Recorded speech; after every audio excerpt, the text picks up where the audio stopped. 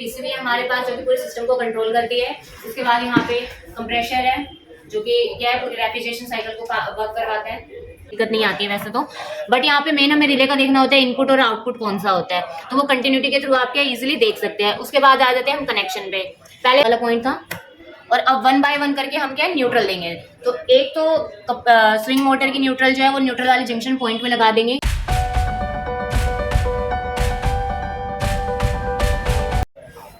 Hello friends, welcome to ABC tech institute Uttam Nagar branch. मैं Asia RAC trainer. आज आपको बताऊंगी विंडो एसी की वायरिंग किस तरीके से की जाती है डुअल रनिंग कैपेसिटर के साथ। इससे पहले वाली जो आपने वीडियो देखी होगी उसमें मैंने वायरिंग बताई थी, बट उसमें कंप्रेशर मोटर का कैपेसिटर अलग था और डुअल शाफ्ट मोटर का कैपेसिटर जो था अलग अलग कैपेसिटी के कैपेसिटर लगा रखे थे।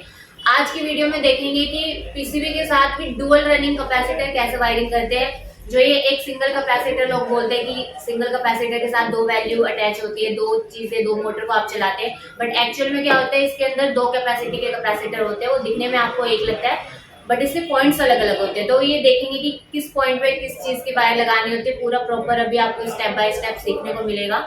तो सबसे पहले तो मैं आपको बता देती हूँ इसके इलेक्ट्रिकल पार्ट्स की। विंडो एसी में कौन कौन से इलेक्ट्रिकल पार्ट्स लगे रहते हैं जिनके हमें कनेक्शन करने होते हैं। तो सबसे पहले आप यहाँ देख सकते हैं कि ये पीसीबी है हमारे पास जो कि पूरे सिस्टम को कंट्रोल करती है। उसके बाद यहाँ पे कंप्रेशर है जो कि क्या है, पूरी रेफ्रिजरेशन साइकिल को वर्क करवाता है।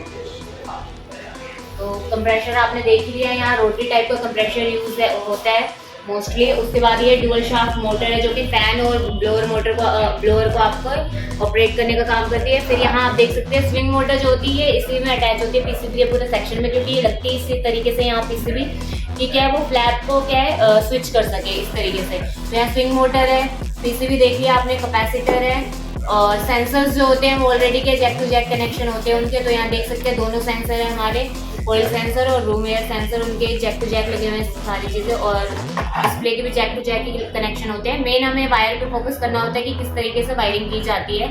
तो पहले मैं पीसीबी में आपको दिखा देती हूँ कि कौन कौन सी चीज़ें लगी रहती है जिसमें हमें फोकस करना होता है, वायरिंग जाती है हमारी। तो यहाँ देख सकते हैं ये रिले लगी हुई है जो कि कंप्रेशर को सप्लाई पहुँचाने का काम करेगी।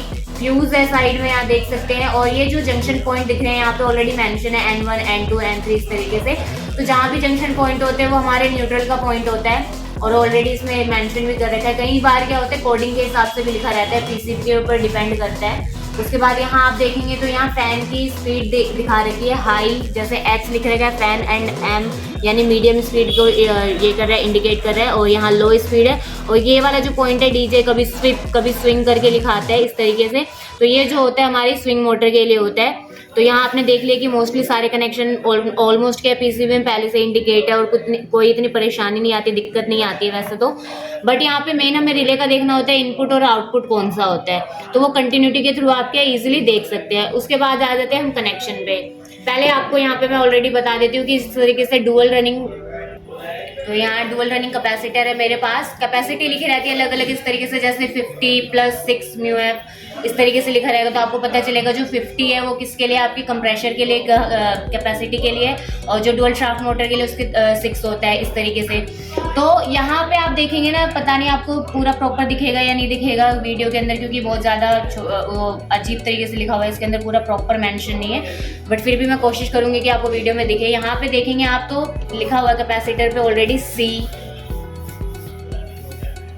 तो यहाँ C लिखा हुआ है। यहाँ पे आप देखेंगे फैन लिखा हुआ है, और इधर यहाँ देखेंगे ये हार्म लिखा हुआ है, यानी ये हार्मेटिक को इंडिकेट करे। तो ये कैपेसिटर का कॉमन वाला पॉइंट है, ये फैन के लिए, और ये हार्मेटिक जो होता है वो हमारी कंप्रेशर की स्टार्टिंग की वायर के लिए होता है। तो इस तरीके से मेंशन रहते हैं, इंडिकेट किया हुआ रहता है। और अब क्या है, वायरिंग करते हैं बिना किसी देरी के, स्टार्ट करते हैं अपनी वायरिंग, प्रॉपर कनेक्शन, और अभी हम चालू करके भी दिखाएंगे आपको। तो ये देख सकते हैं, जैसे ये वायर जो है मेरे पास आ रही है, ये हमारी कंप्रेशर की है, 3 वायर निकल रही है, देख सकते हैं। तो इसका आपको कॉमन स्टार्टिंग और रनिंग निकालना है।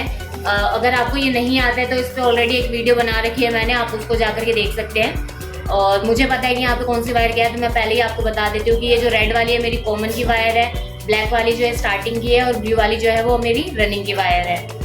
क्योंकि वीडियो ज़्यादा लंबी हो जाएगी अगर हम वो निकालने बैठे और इस तरीके से हाई मीडियम लो निकालने बैठे।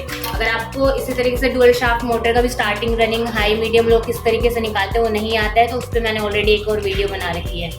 तो मैं यहाँ आपको बता देती हूँ कौन सी वायर किस चीज़ की है। तो ये जो ब्लू वाली है वो डुअल शाफ्ट मोटर की स्टार्टिंग की वायर है, ब्राउन वाली जो है हमारी वो रनिंग की वायर है, और बाकी जो ये वायर बची है उसमें से ये रेड वाली जो है हमारी वो स्पीड की है, हाई स्पीड की है, और येलो वाली जो है वो मीडियम स्पीड की है, और वाइट वाली जो है वो लो स्पीड की वायर है। तो होप आपको वायर समझ में आ गई होगी कि कौन सी किस चीज़ की, और अभी तो कनेक्शन करेंगे तो उसमें और आपको क्लियर हो जाएगा। उसके बाद यहाँ स्विंग मोटर में देखेंगे तो ये 2 वायर ही निकल रही होती है, तो कहीं भी फेस किसी को भी फेस और किसी को भी न्यूट्रल दे सकते हैं, आप इंटरचेंज कर सकते हैं। तो स्टार्ट करते हैं। सबसे पहले तो क्या है, हमें पीसीबी को सप्लाई पहुंचानी है, तो एक पावर लीड ले लेनी है आपने जो आपके पास अवेलेबल हो।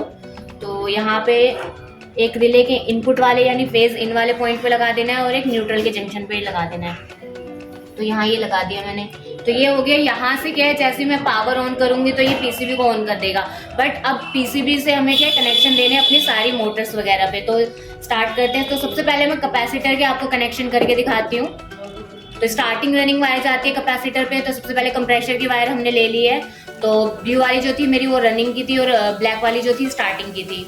अब यहाँ देखिए स्टार्टिंग की जो कंप्रेशर की वायर होगी वो आपकी जाएगी ये हार्मेटिक वाले पॉइंट पे। यहाँ देख सकते हैं ऑलरेडी इसमें मेंशन है, ये जो व्हाइट वाला आपको यहाँ से दिख रहा है इसमें नीचे साइड देखेंगे तो लिखा हुआ है ऑलरेडी हार्मेटिक। तो यहाँ पे ये मैं ब्लैक वाली अटैच कर देती हूँ। अब इन 3 जंक्शन पॉइंट में मैं कहीं भी कर सकती हूँ, कोई दिक्कत नहीं है, क्योंकि ये 3 पॉइंट एक ही है।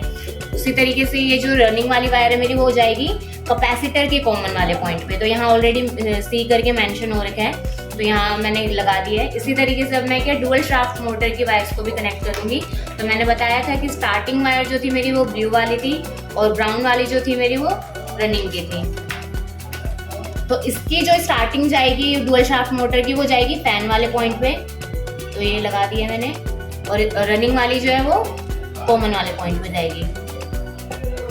तो दोनों की रनिंग जो है वो कॉमन पे जाएगी, कंप्रेशर की स्टार्टिंग जो है वो हार्मेटिक पे जाएगी, और डुअल शाफ्ट मोटर की स्टार्टिंग जो है वो फैन पे जाएगी। तो इस तरीके से कैपेसिटर के कनेक्शन होते हैं। अब जो है स्टेप बाय स्टेप करके लगा देते हैं। तो कंप्रेशर की कॉमन जाएगी रिले वाले पॉइंट पे, तो यहाँ ये रिले से अटैच कर देते हैं। और डुअल शाफ्ट मोटर की ये जो स्पीड की वायर है, तो स्पीड से हम जो स्पीड की है वो उस स्पीड की वायर यहाँ लगा देते हैं। तो हाई स्पीड की वायर मैंने लगा दी हाई वाले पॉइंट पे, मीडियम वाले को मीडियम पे लगा दिया है, और लो वाली को लो पे। तो ये तो हो गए हमारे कंप्रेशर और डुअल शाफ्ट मोटर के कनेक्शन। उसके बाद आ जाते हैं स्विंग मोटर पे। तो स्विंग मोटर की कोई भी एक वायर आपने यहाँ लगा देनी है जो स्विंग वाला पॉइंट था। और अब 1 बाय 1 करके हम क्या न्यूट्रल लेंगे। तो एक तो स्विंग मोटर की न्यूट्रल जो है वो न्यूट्रल वाले जंक्शन पॉइंट पे लगा देंगे, किसी भी इन तीनों में से। मैंने यहाँ लगा दी है। और अब क्या है, एक कंप्रेशर मोटर को भी न्यूट्रल चाहिए और डुअल शाफ्ट मोटर को भी चाहिए। तो उसके लिए मैं एक वायर लूँगी जो कि इन जंक्शन पॉइंट पे लगाऊंगी, और वहीं से ये वायर उठाते हुए मैं कैपेसिटर के कॉमन वाले पॉइंट पे डाल दूंगी। तो एक ही वायर से ये जो कॉमन वाले से एक है आपकी दोनों मोटरों को न्यूट्रल में जाएगा, कंप्रेशर को भी और डुअल शाफ्ट मोटर को भी। यहाँ से सिंगल में आपको दोनों जगह डिस्ट्रीब्यूट करना होता था, बट डुअल रनिंग कैपेसिटर में दोनों को एक जगह से ही मिलता है। ये जंक्शन पॉइंट होते हैं इनके, तो ये इनको यहीं से मिल जाता है। तो ये प्रॉपर कनेक्शन हो गया है। और अब स्टार्ट करके भी दिखाते हैं हम आपको।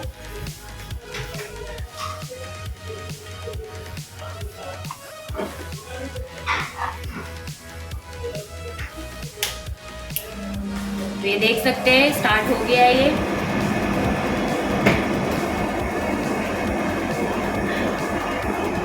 तो यहाँ देखेंगे ये हाई स्पीड में है। अभी मैं क्या आपको चेंज करके भी दिखाऊंगी। तो ये मीडियम, आप साउंड के इफेक्ट से भी देख सकते हो, और स्पीड आपको अगर दिख रही है तो देख सकते हो, और बाकी साउंड इफेक्ट से भी पता कर सकते हैं कि किस स्पीड में चल रहा है। जैसे अभी साउंड थोड़ी लो हो गई है, अब मैं बिल्कुल लो स्पीड में कर दूंगी इसे, और देख सकते हो और ये इसकी स्पीड जो है वो चेंज हो चुकी है पूरी तरीके से। अब फिर ये हाई पे देखिए, अभी स्विंग मेरा ऑफ है तो मैं इसको ऑन कर देती हूँ। यहाँ देख सकते हैं ये रोटेट होने लग रहा होगा बैक साइड में, आप देखेंगे तो ये देखिए स्टार्ट हो, ये पीसीबी हमारी चलने लगी है। मैं इसको ऑफ कर देती हूँ, नहीं तो ये साइड चली जाएगी।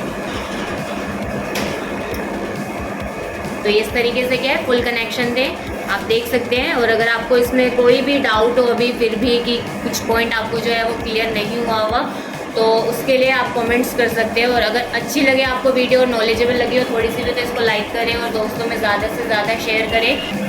तो ज़्यादा से ज़्यादा अपने दोस्तों में शेयर करें, और वीडियो अच्छी लगे तो लाइक कमेंट एंड शेयर ज़रूर करें। और आज के लिए इतना ही, मिलते हैं अगली वीडियो में। स्प्लिट एसी की वायरिंग आपको जल्दी देखने को मिलेगी, कॉन्टैक्टर के साथ किस तरीके से की जाती है स्टेप बाय स्टेप। तो बने रहिए हमारे साथ इसी चैनल में और धन्यवाद आज के लिए।